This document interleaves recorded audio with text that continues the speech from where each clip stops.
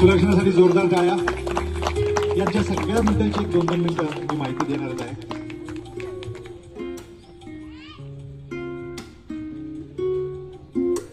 Special achievement मी सांगेन सगळ्यांना.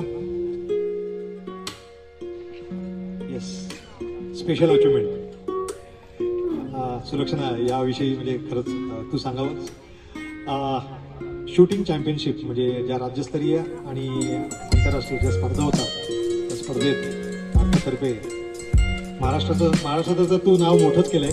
भारताचं नाव तू खूप मोठं करावं असं मी म्हणेन. त्या स्पर्धेत गोल्ड मेडल, सिल्वर मेडल अशा बऱ्याचशा अचिव्हमेंट तिने केलेल्या आहेत. तर हा तिचा उशिरा चालू झालेला प्रवास तिनं आपल्या परिवारासमोर मांडावा. So over to you Sulakshana.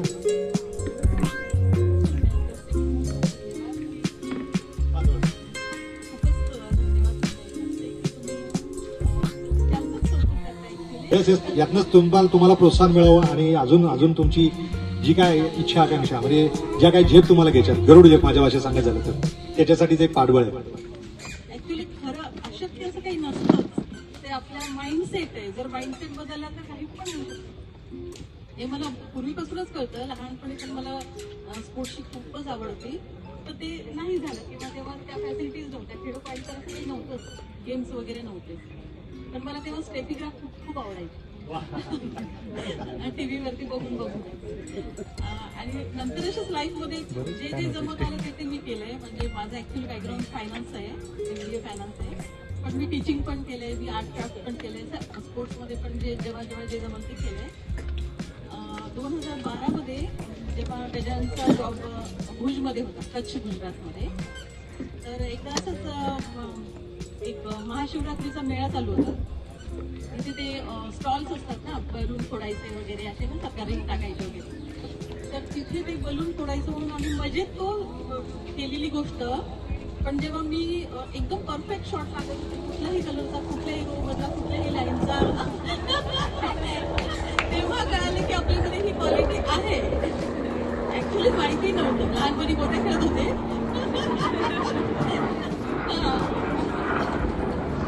जेव्हा ते तिथे एक सर्कल पण होतं, जे सर्कल कंटिन्यू फिरत होतं. म्हणजे 3-4 राऊंड होते त्याच्यामध्ये आणि ते कंटिन्यू फिरत होतं. पण मी त्या फिरत्या सर्कलमध्ये पण हवा त्या रोमधली हवी ती रंगाचं मी बलून फोडू शकत होते. हां, तर तो जेव्हा गेम संपला आमचा, तर तो स्टॉलवाला म्हणाला की मॅम आप मिलिट्री वाले हो गया. म्हणजे मी म्हटलं नाही, असं काही नाही आहे, मी मिलिट्रीतली नाही आहे. पण तो म्हणे नाही, ऐसा तो हो ही नहीं सकता, ये अनबिलीवेबल है, आप हो ही नहीं सकता, आप मेरी मजा ले रहे हो. तुम्ही म्हटलं अरे नाही, खरंच नाही आहे. पण त्याला ते पटलंच नाही शेवटपर्यंत. मग ते बॅक ऑफ द माइंड माझ्या डोक्यात राहिली की हे आपल्यात आहे. आणि 2012ची गोष्ट मी 2024 मध्ये इम्प्लिमेंट केली. क्या बात आहे, क्या बात आहे. जेव्हा माझा मुलगा हॉस्टेलमध्ये शिफ्ट झाला, मग तेव्हा माझ्याकडे फुल टाइम माझा स्वतःसाठी होता. मग मी अशी एक लिस्ट डाऊन केली की माझ्यामध्ये काय काय आहे ते मी थोडंसं त्याचं काम करेल असं, कारण वेळ देऊ शकते ना. मग आणि मी बेसिक कोर्स एकदा केला होता करोनाच्या आधी. मी 8 दिवसाचा बेसिक कोर्स करून घेतला होता, कारण मला ते लक्षात होतं ना, ते डोक्यात आपल्या. मग जेव्हा माझा इशू हॉस्टेलमध्ये गेला, तेव्हा संध्याकाळी मैत्रिणींची गेट टुगेदर होतं, म्हणजे रूम पार्टनर्स हॉस्टेलचे. तर तिने माझ्याजवळ 2च ऑप्शन दिले मैत्रिणींनी, की आता तुझ्याजवळ 2 ऑप्शन आहेत, ते तू बघ. एक तर सँड की आख, नाही तर बदाही हो. मी म्हटलं सँड की आख छान आहे, हे मी करेल, आनंदाने करेल. आणि मग ते तिथून जी जर्नी सुरू झाली, ते 1.25 वर्षात मी नॅशनल्स पण क्लिअर केलं. क्या बात आहे, जोरदार टाळ्या. आणि इंटरनॅशनलसाठी सिलेक्शन राऊंड असतात, त्यासाठी सुद्धा मी क्वालिफाय झाले. क्या बात आहे, wish you all the best for that.